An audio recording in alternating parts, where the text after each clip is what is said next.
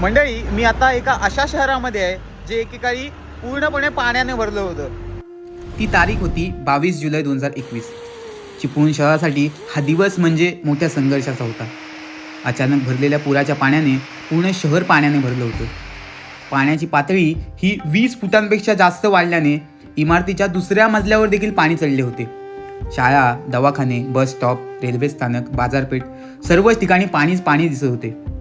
TV showrooms, mobile showrooms यांचे करोडोंनी नुकसान झाले होते. अनेक छोटमोठी दुकाने पाण्यात गेल्याने त्यांचे देखील लाखोंच्या घरात नुकसान झाले होते. एवढंच नव्हे, चिपळूणचा जो शेतकरी वर्ग आहे, असंख्य गायीगुरे, पाळीव जनावरे, माणसे देखील पाण्यात वाहून गेली होती. म्हणजे तुम्हाला असं कधी वाटेल ना की आता आयुष्यात सगळं काही संपलंय किंवा आता काहीच होऊ शकत नाही, तीच वेळ असते पुन्हा एकदा नव्याने उभारी घेण्याची, नव्यानं सुरुवात करायची. हे चिपळूणकरांनी, हे कोकणकरांनी सिद्ध करून दाखवलंय. आज रत्नागिरी जिल्ह्याच्या अर्थव्यवस्थेचा कणा म्हणून चिपळूण शहराकडे पाहिलं जातं. ती बाजारपेठ, ते रस्ते, ते शेतकरी पुन्हा नव्याने सज्ज झालेत. ही ताकद आहे कोकणी माणसाची.